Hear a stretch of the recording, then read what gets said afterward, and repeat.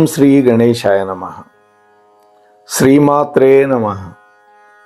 శివాయ గురవే నమః. శ్రీకృష్ణ పరబ్రహ్మణే నమః. శ్రీరామాయ నమః. శ్రీ గురుభ్యో నమః. ఆపదాం అపహర్తారం దాతారం సర్వసంపదాం లోకాభిరామం శ్రీరామం భూయో భూయో నమామ్యహం. ఈరోజు ఒక మంచి మోటివేషనల్ కథ చెప్పుకుందాం.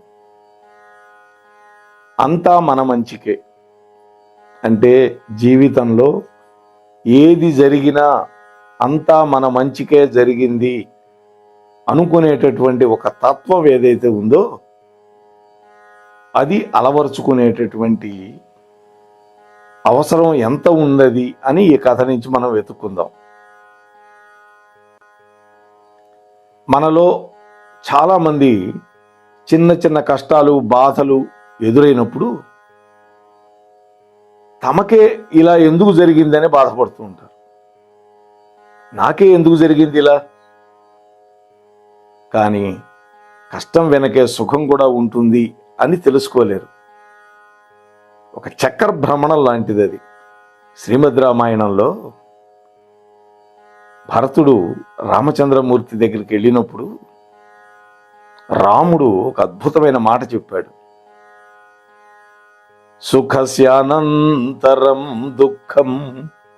హే భరత, సుఖస్యానంతరం దుఃఖం దుఃఖస్యానంతరం సుఖం చక్రవత్ పరివర్తేతే సుఖ దుఃఖేషు నిరంతరం. అది అంటే సుఖం తర్వాత దుఃఖం, దుఃఖం తర్వాత సుఖం ఒక చక్రంలాగా తిరుగుతూ ఉంటుంది అంటాడు రామచంద్ర ప్రభు. అసలు జీవితంలో ఏది జరిగినా కూడా మన మంచికే అని ఎందుకు అనుకోవాలో ఈ రాజుగారి యొక్క కథ వల్ల మనకు తెలుస్తుంది. పూర్వం ఒక రాజ్యాన్ని ఒక రాజుగారు పరిపాలిస్తూ ఉన్నాడు. ఆ రాజుగారి దగ్గర ఎంతో తెలివైనటువంటి ఒక మంత్రి ఉండేవాడు. అయితే ఆ మంత్రి ఎప్పుడు కూడా ఏమి జరిగినా కూడా అంతా మన మంచికే అంటూ ఉండేవాడు. అది ఒక ఊత పదం అనుకుంటారా అందరూ, కానీ ఊత పదంగా వాడేవాడు కాదు ఆయన. ఆయన మాటల్లో ఎప్పుడు కూడా ఏది జరిగినా అంతా మన మంచికే అనే మాట వచ్చేది. అయితే ఆ మంత్రి మాటలు మొదట్లో బాగానే అనిపించేవి అందరికీ. కానీ ఒకరోజు జరిగినటువంటి సంఘటన ఆ రాజుగారి యొక్క ఆలోచనే మార్చేసింది.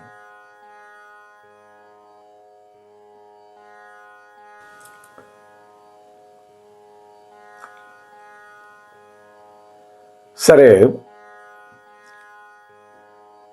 ఒకరోజు జరిగినటువంటి ఒక సంఘటన ఆ రాజుగారి యొక్క ఆలోచననే మార్చిపడేసింది. ఆ సంఘటన ఏంటో మనం తెలుసుకోవాలిగా. ఒకరోజు రాజుగారి వేటకి సిద్ధమవుతూ ఉన్నాడు. అనుకోకుండా ఆయన చేతిలో కత్తి జారి ఆయన యొక్క కాలి మీద పడింది. ఆ కాలికి ఉండేటటువంటి చిటికిన వేలు కాస్త తెగిపోయింది. తెగి అవతల పడిపోయింది. అంత పదునైన కత్తి. నెత్తురొస్తోంది. నొప్పితో బాధపడుతూ ఉన్నాడు. అక్కడే ఉన్నాడు మంత్రి, చూస్తూనే ఉన్నాడు. చూడు, నా కాలి వేలికి గాయమైంది అని రాజు బాధగా చెప్పాడు. కానీ మంత్రి ఎలాంటి విచారం లేకుండా ప్రశాంతంగా, మహారాజా, ఇది కూడా మన మంచికే జరిగింది అన్నాడు. చూడండి, ఈ మాట వినగానే రాజుగారికి విపరీతంగా కోపం వచ్చింది. ఎందుకని? ఒకవైపు కాలి వేలు తెగి రక్తం గారుతూ నేను బాధపడుతుంటే ఇది మనకు మంచిదే అంటున్నావా అంటే నా కాలి వేలు తెగిపోతే నీకు మంచి విషయమా? నేను ఇప్పుడే చెరసాలో పెట్టిస్తాను అని ఆవేశంతో ఊగిపోయాడు. ఆ తర్వాత మంత్రి గారిని చెరసాల్లో పెట్టమని భటులకు ఆజ్ఞాపించాడు. రాజుగారు చెప్పినట్లే ఆ భటులు ఆ మంత్రిని తీసుకుపోయి జైల్లో పడేశారు. ఆ తర్వాత ఆ మరుసటి రోజు రాజుగారు వేటకెళ్ళాడు. పరివారాన్ని వెంట పెట్టుకెళ్ళాడు. కొంత దూరం లోపలికి వెళ్ళిన తర్వాత ఆ వేట మత్తులో తాను ఒక్కడే వెళ్ళిపోయినాడు. పరివారం మిస్ అయిపోయారు. అంటే ఒక చెట్టు కింద కూర్చొని ఉన్నాడు, అలసిపోయినాడు, ఆకలి అవుతోంది. తినే పదార్థాలన్నీ తన అనుచరుల దగ్గర ఉన్నాయి, భటుల దగ్గర ఉన్నాయి. మంచినీళ్లు కూడా లేవు, అల్లాడిపోతున్నాడు. అది అక్కడ ఉండేటటువంటి గిరిజనులకు ఆగ్రహం కలిగించింది. వాళ్ళు వెంటనే రాజుగారిని బంధించారు. అంటే అడవిలో ఉండేటటువంటి జంతువులను వేటాడటం వల్ల గిరిజనులకు ఉపాధి లేకుండా పోతుంది. అందుకని వాళ్ళ కోపం వచ్చింది. వాళ్ళు ఒంటరిగా ఉన్నాడుగా రాజుగారు, బంధించేశారు. బంధించి తమ గ్రామ దేవతకి బలి ఇవ్వాలి అనుకున్నారు వాళ్ళు. మరుసటి రోజు బలికి అన్ని ఏర్పాట్లు చేశారు. తర్వాత ఆ పూజారి ఉంటాడు వాళ్ళకి, ఆయన వచ్చి రాజుగారిని నఖశిఖ పర్యంతం పరిశీలించాడు. చూస్తే కాలికి ఒక వేలు లేదు, తెగిపోయి ఉన్నది, కట్టుకట్టి ఉన్నది అక్కడ. ఇంకా ఆయన అన్నాడు, పూజారి ఇతనికి వేలు లేదు కాబట్టి బలి ఇవ్వడానికి పనికిరాడు అని వదిలిపెట్టేశారు. అప్పుడు అనుకున్నాడు, అరే రే మంత్రి గారు అంతా మన మంచికే అన్నాడు కదా, నిజమేను. ఆ రోజున కనుక నా కాలి వేలు కనుక తెగి పడకపోతే నా అన్ని అవయవాలు బాగున్నాయి కాబట్టి ఇప్పుడు నన్ను బలిచ్చేసేవాళ్ళు, నేను ఈ పాటికి చచ్చుండేవాడిని.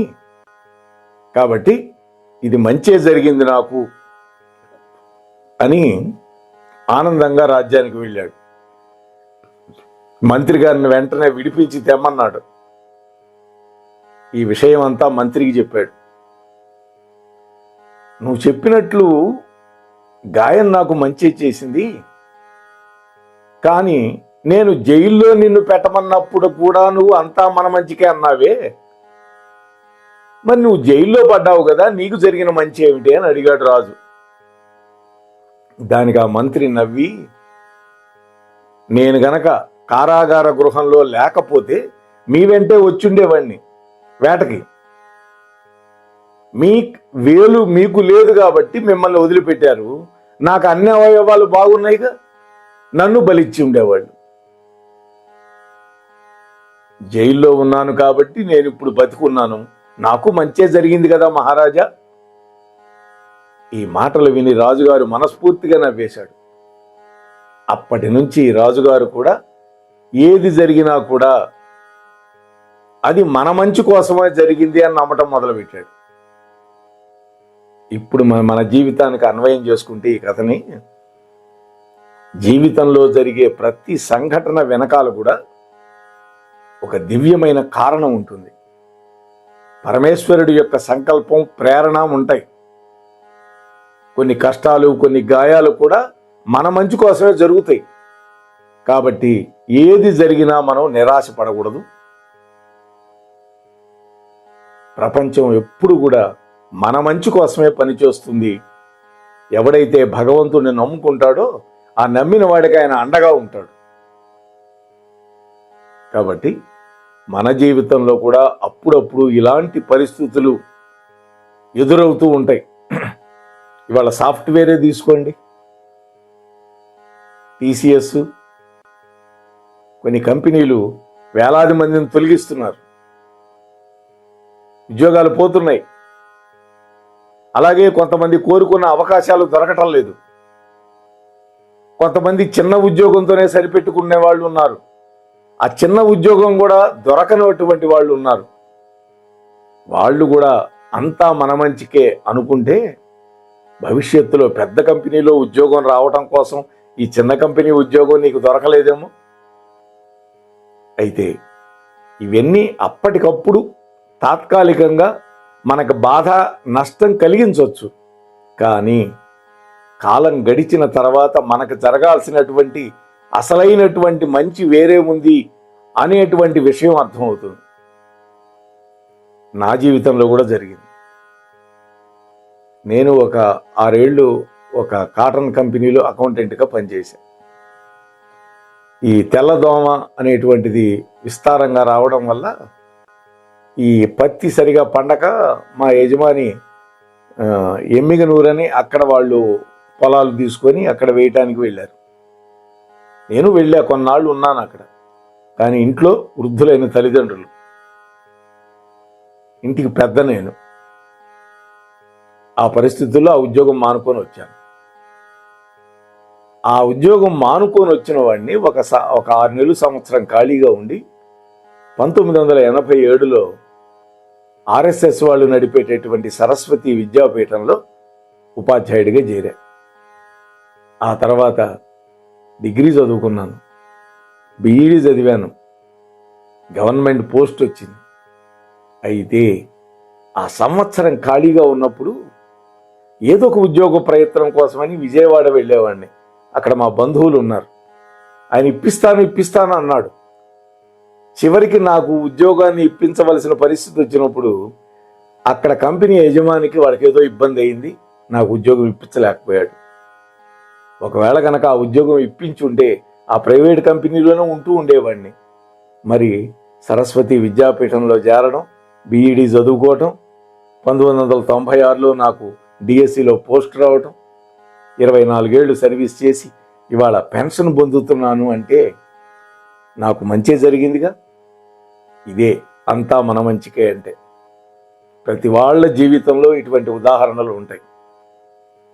అందుకని మన జీవితంలో వచ్చేటటువంటి ఒడిదుడుకులు కానీ కష్ట నష్టాలకు కానీ నిరాశ పడకూడదు.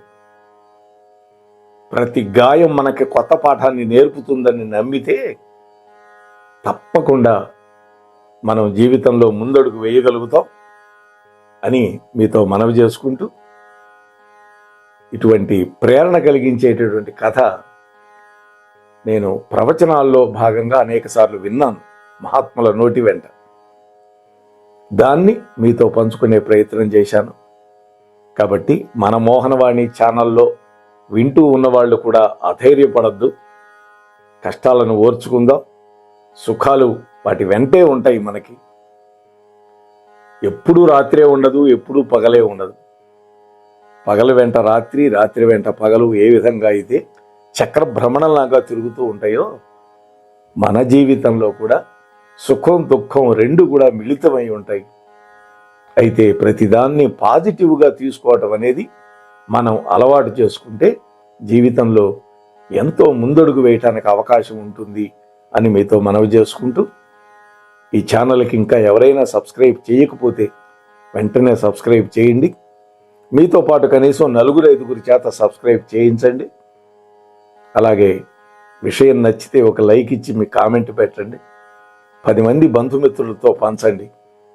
హైప్ అనే బటన్ ఉంటుంది, అది కనుక ప్రెస్ చేస్తే ఈ వీడియో వైరల్ అయి మరింత మందికి చేరుతుంది అని మీతో మనవి చేసుకుంటూ, స్వస్తి సర్వేషాం. మన మోహనవాణి కార్యక్రమాలు మీకు నచ్చినట్లయితే వెంటనే ఒక లైక్ చేయండి, అలాగే కామెంట్ చేయండి, ఎక్కువ మందికి షేర్ చేయండి. సబ్స్క్రైబ్ చేసుకోకపోతే వెంటనే మన ఛానల్కి ఇప్పుడే సబ్స్క్రైబ్ చేసుకోండి. ధన్యవాదాలు.